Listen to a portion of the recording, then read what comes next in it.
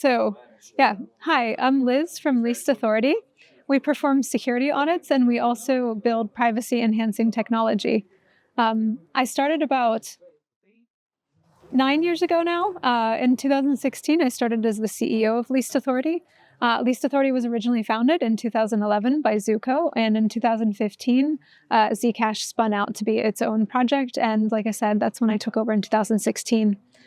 We've been doing security audits since about 2013, and especially when blockchain and the cryptocurrency space and Web3 got bigger, then we started doing more of those. And then on the privacy enhancing technology side of stuff, we work with secure file transfer and secure file storage, helping to enable users to have full control over their data and make sure that they have basically very private options for managing their data. Yeah, when looking at the space right now, we see that we kind of have two adjacent communities that are working on similar goals. We've got the Web3 space, which came from the originations of like Bitcoin and blockchain, which has come into Web3.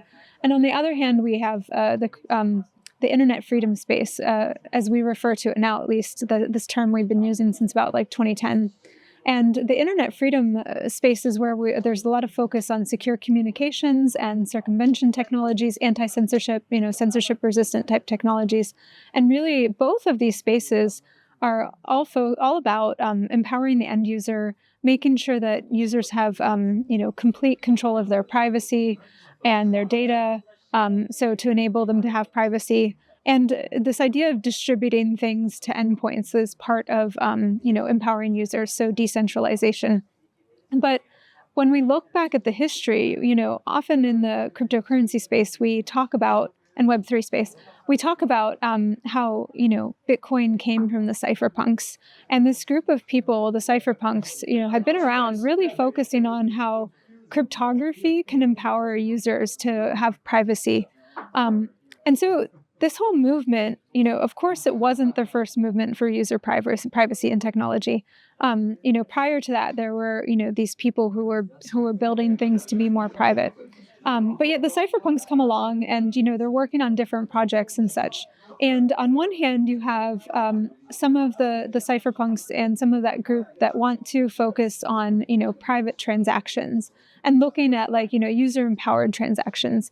And that's where we really see the origination of Bitcoin. Although we know now that Bitcoin is pseudonymous and not anonymous, the original intention was for it to be anonymous. And so really focusing on how do you help financial transactions. And then on the other side, you had a group of people that were working on how do we enable data management and data privacy, to how to put the users back in control of their data, their files and other types of data that they have. And so then you had projects like BitTorrent and Tahoe LAFS kind of come out of that side. And, these, fast forward to another 10, 20 years. In the case of Bitcoin, maybe, fast forward from, 2008 to now, we're seeing, from Bitcoin, you spurred this whole blockchain movement.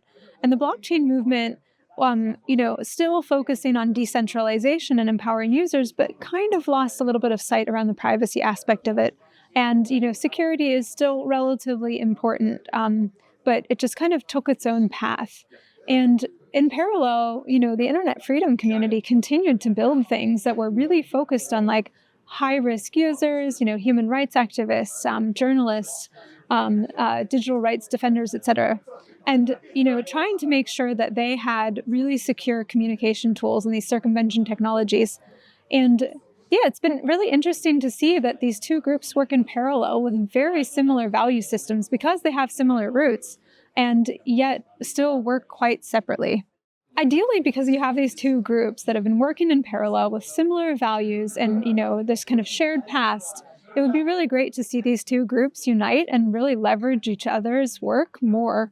I think that the internet freedom community has learned so much from its users and how to make security be more usable. I mean, we've got things like Signal that have come out of it, which, it's really seen mass adoption because it's so user-friendly. And, tools like Tor, which have become very mature and well-supported and also user-friendly.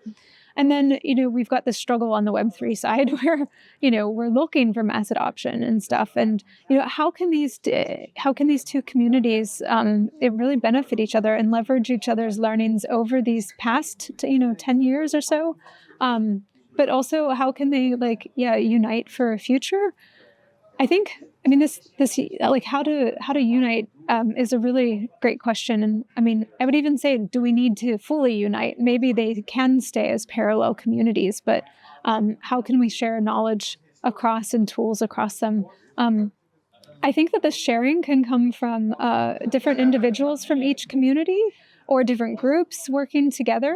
Identifying things like particular use cases that overlap from the Web3 space into the internet freedom space and vice versa. And how can these projects band together and maybe, work together to create things? Also, we can look at funding mechanisms. Right now, there's quite separate funding opportunities in either space. You have the crypto funders and you have the internet freedom funders. And, again, the value, the missions of both of those sound so similar that they should be funding each other's projects. And so how can we support them funding each other's projects? I think talking to those funders about all these other opportunities out there and these use cases overlapping. And just really educational about the technology too. So I think Web3 projects can leverage the existing code bases and code repos that exist from the internet freedom space to help make their tools more private. And internet freedom tools can probably learn something from looking at the Web3 space and how vibrant and active it has become, and looking more at the different use cases to normalize privacy in that way too. Yeah, for users to be able to know if something is actually as private as it claims to be is a really difficult thing to do right now. But the information is often out there, but you have to do a little bit of digging. I think what we've seen in the internet freedom space that was really valuable was we saw this concept of, things like the Electronic Frontier Foundation, EFF, creating secure messaging dashboard is one example where you see them. They talked about the different attributes of these secure messaging tools, and they talked about the different tools, and then they gave you, red crosses and green check marks to show you which tool actually had those different attributes. So we could have, third parties that come in that could be, established and become trusted to help users know more about which tools actually, uphold the claims of privacy that they've got. And then, of course, we can do things like privacy reviews, where we can have a third-party independent verification, the same way that we do with security audits. Have those parties come in and do an independent review and say, they actually have privacy by design or privacy by default, as opposed to privacy by policy. Or, at least educate users where the privacy is coming from, if it is privacy by policy, although that's not ideal. And so, communicating that to users through a privacy review is one way. And then how could we take those privacy reviews and, again, give users a dashboard and give them easy to read and react to information. So at Least Authority, we created the Moon Math Manual. It's a guide to the basics about ZK snarks, which is a type of zero-knowledge proof. And it was written to help developers or any other person who really wanted to understand better about how ZK works. So it's got multiple chapters and exercises at the end of each chapter. We've seen study groups form around the Moon Math Manual to help groups of people, individuals get together to learn together and do the exercises and go step by step through this Moon Math Manual. If we really want to see Web3 become if we really want mass adoption in Web3, then we really need to have all users represented when we do any kind of user testing. We need to have development activities be also represented by a diverse set of people too, because developers will think like developers come with a mindset of themselves also being a user sometimes too. So if your development team is not diverse, then the users that you are aiming towards is not diverse. And so at every single level of the technology that we build, we need to have diversity if we actually want mass adoption. So I think anybody who thinks that they can have, one type of person that can design something for everyone is just being short-sighted, and that we need to have all kinds of different people designing things for everyone. Hey, privacy is such an interesting topic. Yeah. I mean, I think what I've seen over the years with people who are interested in the topic of privacy and want to dive deeper is one place to start is with yourself, and your internal value system and how it relates to privacy. Um, I've had all kinds of conversations with many different types of people about privacy, and even similar people will come up with completely different answers about how privacy ties into their value system. But I think everybody has some personal experience that is deeply related to privacy and why it matters to them.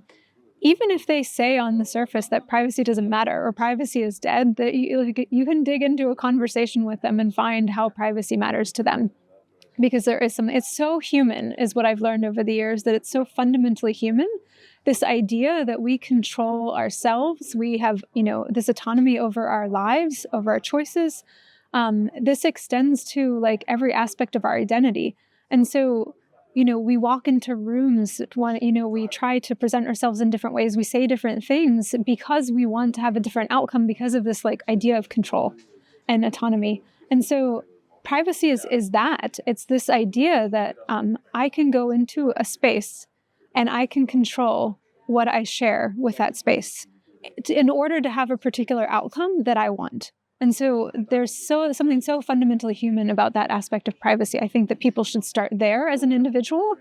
And then from there, you can also then relate to this kind of anthropological view of privacy throughout time, throughout history. You can look back through the history books and see how privacy was being shaped. It might not have been called privacy at the time, but this idea of people controlling their outcomes, their future, and how shifts in technology throughout history have changed people's relationship with how they control themselves in space is so fascinating. So, you can look back to like Roman times and, then you can go even to like the current times and see like the advent of like, for even the existence of a camera. Like when cameras came about, it caused people to have this like huge societal reflection about like, what does privacy mean anymore? If all of the sudden what you're doing at a particular time and place can be captured for everybody to see, you no longer have this kind of ephemeral anonymity that you get from like just people's memories. Now you have it captured. And so that changed the concept of privacy for those people at that time. Like I said, it's not always referred to that way, but again, it's this idea of how we can choose to prevent ourselves into spaces and groups. And I think that when you start to think in that framework about privacy, then a lot of stuff makes more sense.